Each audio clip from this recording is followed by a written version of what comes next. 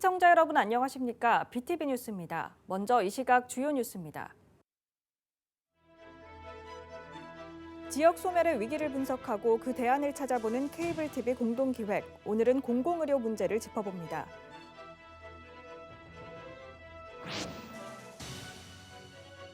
부산국제어린이 청소년 영화제인 비키가 올해 18회째를 맞아 다음 달 막을 올립니다. 개막작 등 올해 영화제의 특징을 알아봤습니다.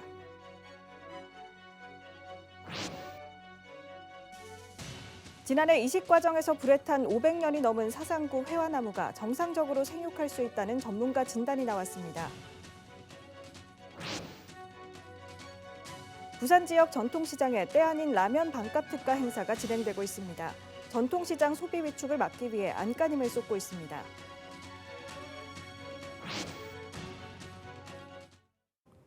지역 소멸의 위기를 분석하고 그 대안을 찾아보는 케이블 TV 공동기획. 오늘은 공공의료 문제를 짚어봅니다. 보건지소는 섬이나 농어촌 지역의 유일한 의료기관인데요. 이곳의 주민들을 진료하는 의사들이 바로 공중보건 의사들입니다. 그런데 이 공중보건 의사들이 해마다 줄어 의료 공백이 커지고 있는데요. 먼저 그 실태를 이정윤 기자가 취재했습니다.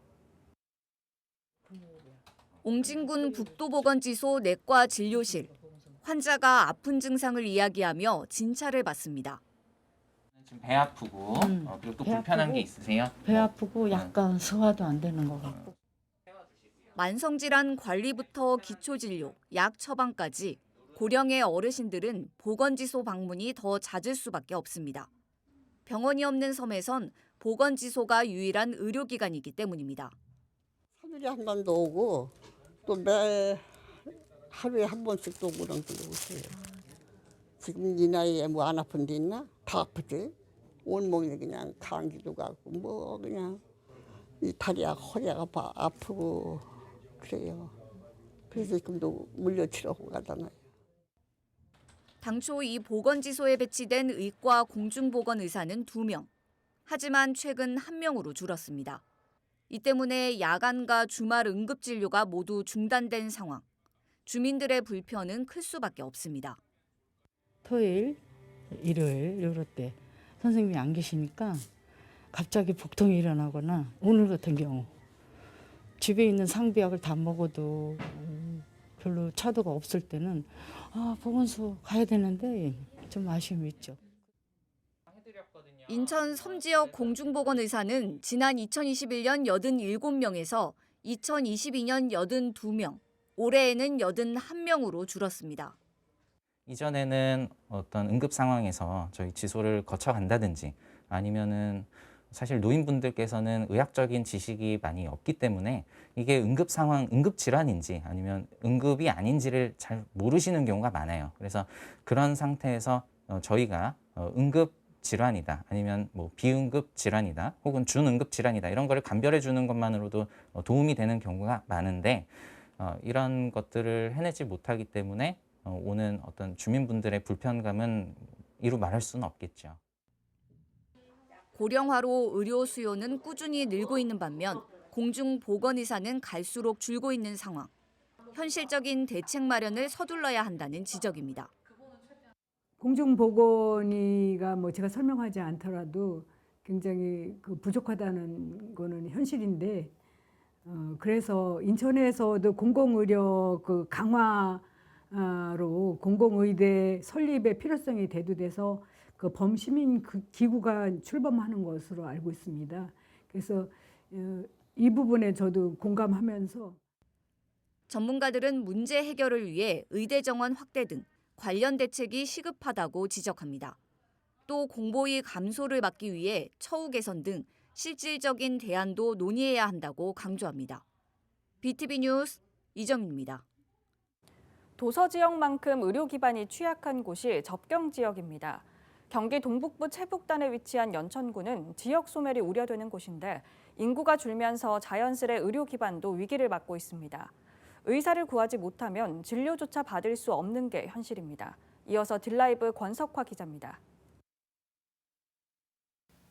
연천에는 병원과 약국은 고사하고 비상약을 파는 편의점마저 없는 곳도 있습니다.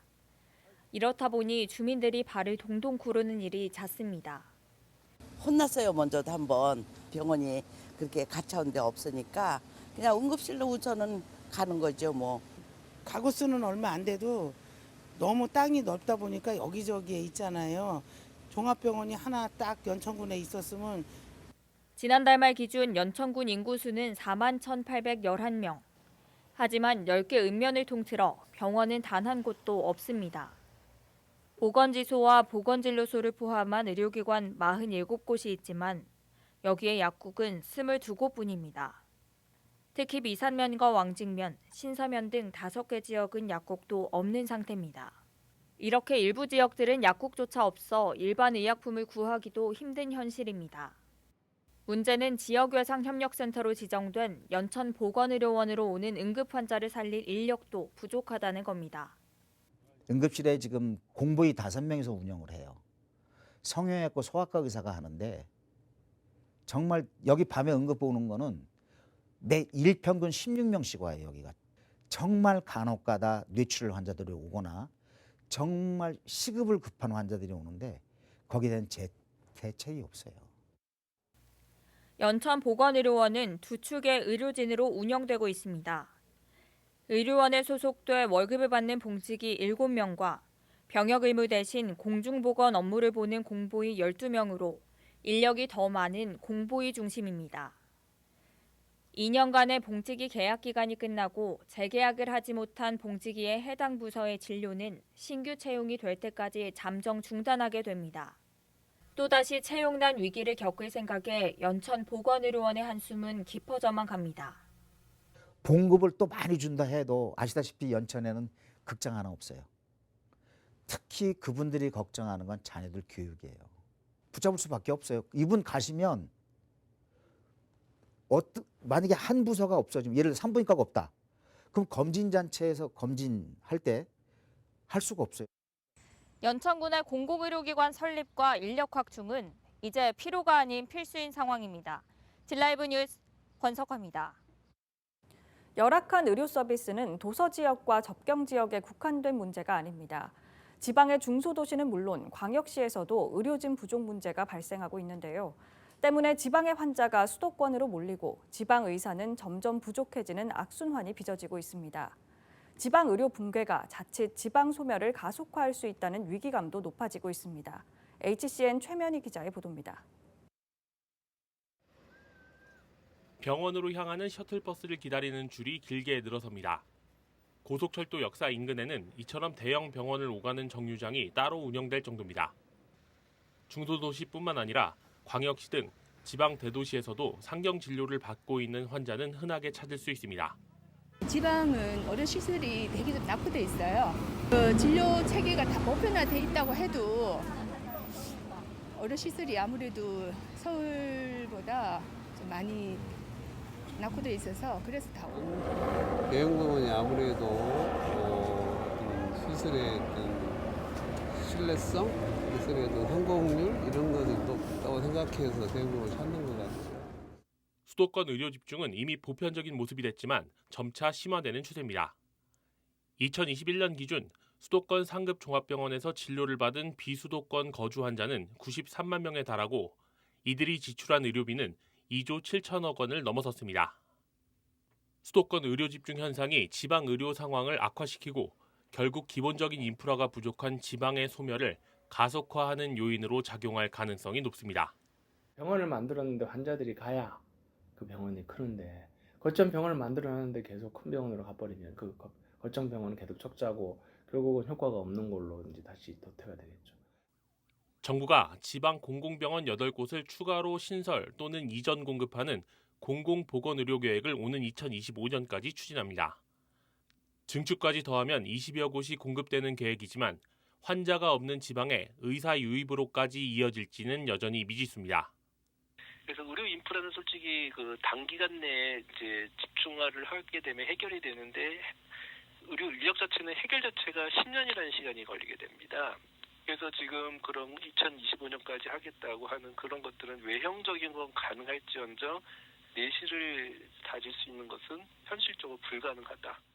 전문가들은 권역별 진료 집중 과목 선정과 수도권 병원과의 연계 진료 확대가 지방 의료 불균형 문제를 완화시킬 수 있다고 입을 모았습니다. HCN 뉴스 최명입니다.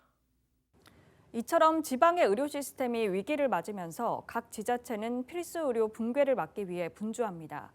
충남 당진이 좋은 사례를 보여주고 있는데요.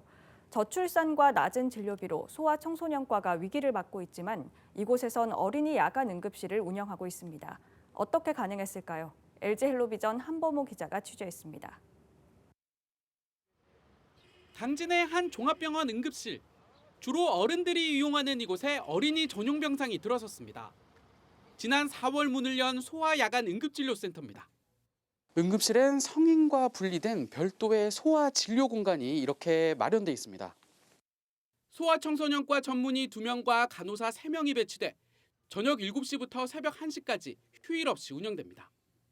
일반 진료뿐 아니라 입원 치료도 가능하고 심야 시간 따로 약국을 찾지 않아도 약을 바로 받아갈 수 있습니다. 그동안 늦은 밤 아이가 아플 때 서산이나 천안 등 다른 지역 소아 청소년 전문의가 있는 병원 응급실을 이용해야 해서 시민들의 불편이 아주 컸습니다. 이러한 불편이 크게 해소될 것으로 기대됩니다. 주민들의 반응은 기대 이상입니다. 온라인 공간엔 그동안 겪었던 불편을 토로하면서 센터가 오래 유지되길 바라는 글들이 잇따라 올라오고 있습니다. 이용 인원도 예상보다 많은 하루 평균 30명 정도에 이릅니다. 진료도 다른 소아과에 비해서는 그래도 조금 빨리 되는 편이었고 처치도 바로바로 해주고 약도 바로 주는데 그렇다고 해서 뭐 비용이 많이 드는 것도 아니어가지고 되게 좋았거든요. 소아청소년과는 저출산 흐름과 낮은 진료비 등으로 폐과가 잇따르는 등 위기를 맞고 있는 상황. 당진 소아 야간 응급진료센터도 의료진을 구하는 게 가장 큰 관건이었는데 당진시가 충남도 공모사업으로 따낸 예산에 10일을 추가로 보태면서 6개월 만에 인력을 확보했습니다. 센터를 직접 운영하는 병원도 비응급 환자에게 별도로 부과되는 비용을 받지 않는 등 수익성보단 공공성을 택했습니다. 유일한 종합병원으로서 공공성도 무시를 할 수가 없기 때문에 당진시와 고민 끝에 저희가 응급관리료라고 있습니다. 응급실에 방문하시게 되면은 대략 한 6만 원 정도 발생을 하는데요. 이거를 면제 혜택을 드리도록 결정을 했습니다. 소멸 가속화와 맞물려 점점 더 열악해지고 있는 지역 의료 환경. 당진 소아야간 응급진료센터가 새로운 해법을 제시할 수 있을지 주목됩니다. 헬로티비 뉴스 한보호입니다.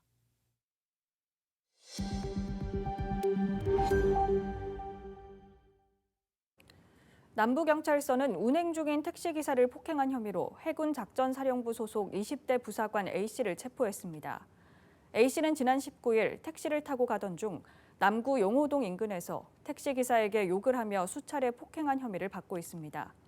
경찰은 A씨를 특정 범죄 가중처벌법상 운전자 폭행 혐의로 체포한 뒤 해작사 소속 군사경찰에게 인계했습니다. 20일 발생한 해운대 시클라우드 호텔 화재로 화재 진압에 나섰던 소방관 3명이 부상을 입었습니다. 또 화재가 발생한 지하 6층을 포함해 주차 차량 151대가 불에 타는 등 소방서 추산 10억 원 상당의 재산 피해가 났습니다. 경찰과 소방은 22일 합동 감식을 통해 정확한 화재 원인을 조사할 예정입니다. 어린이 청소년들의 영화 축제인 부산국제어린이청소년영화제 빅키가 올해로 18회째를 맞아 다음 달 축제의 막을 올립니다. 올해는 어떤 영화를 선보일까요? 김석진 기자가 소개해드립니다. 올해 18살이 된 빅키의 첫 개막작은 벨기에 도미엔 휘그의 감독의 반짝반짝 빛나는으로 원제는 시스파클입니다. 이 작품은 올해 베를린 국제영화제 작품상에 특별 언급된 바 있습니다. 올해 개막작은 벨기에에서 만든 반짝반짝 빛나는이라는 영화인데요. 어린 소녀가 아버지를 사고로 잃고 그 원인을 파헤쳐 들어간 아주 용감한 영화로 기운을 얻을 수 있는 영화이고요.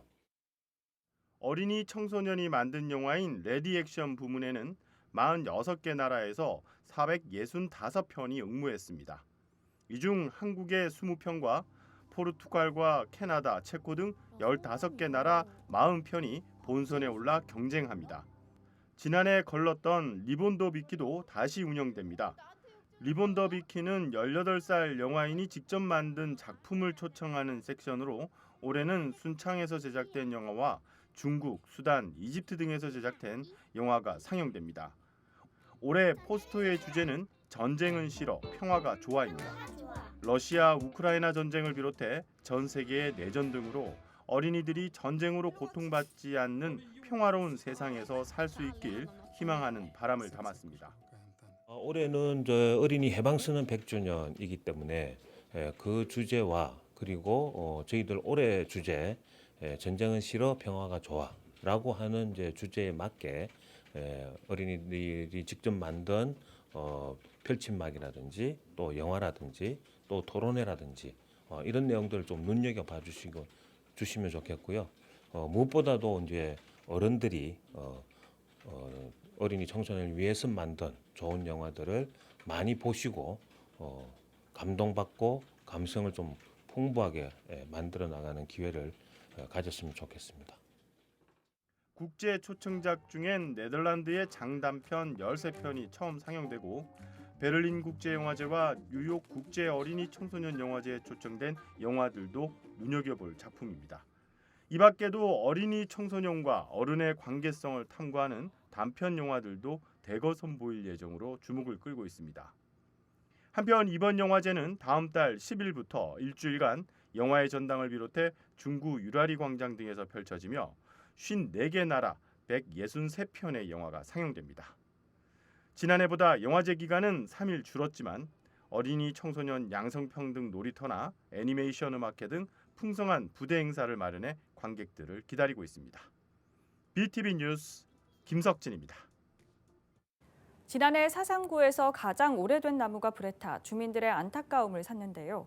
다행히 상처를 이겨내고 싹을 틔우고 있어서 정상적인 생육이 가능할 것으로 보입니다. 박철우 기자입니다.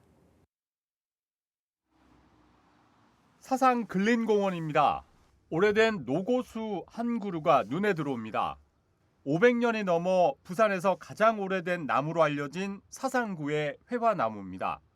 하지만 지난해 이식 과정에서 불에 타 주민들의 안타까움을 샀습니다.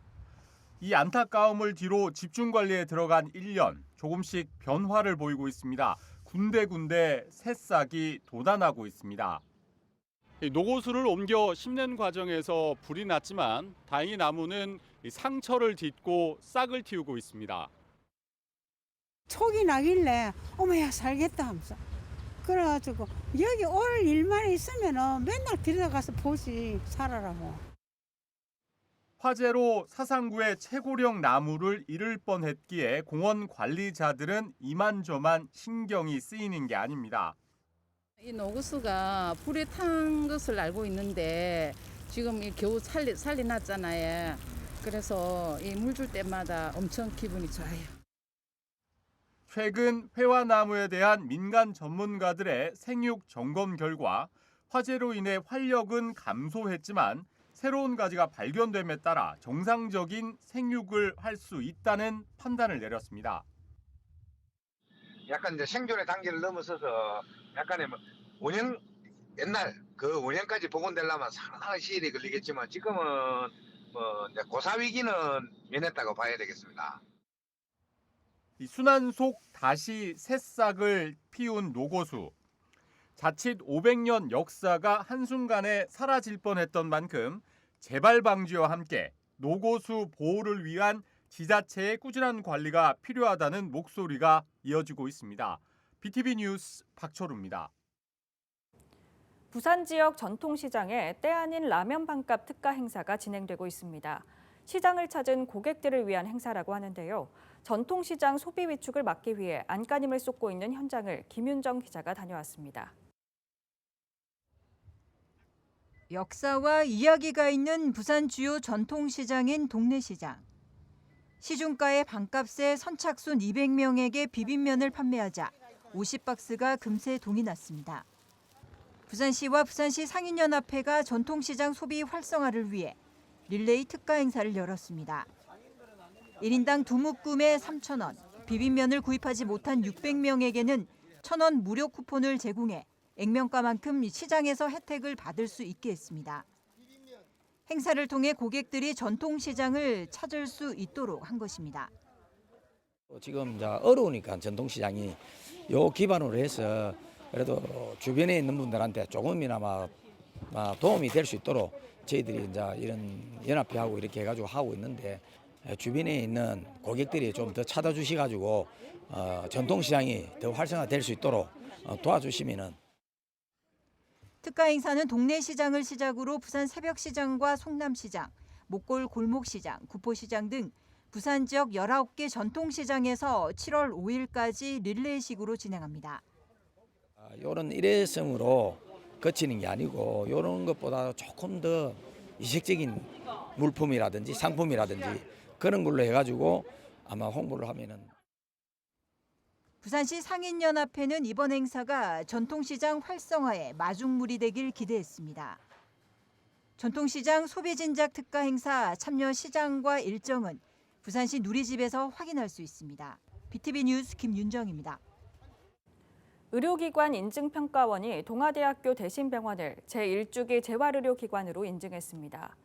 의료기관 평가 인증은 진료 과정과 관리 체계를 조사단이 직접 확인해 의료 품질과 안정성을 인증하는 척도로 이와 함께 건강보험 심사평가원으로부터 입원 환자 대비 간호사 인력 확보 1등급을 획득했습니다.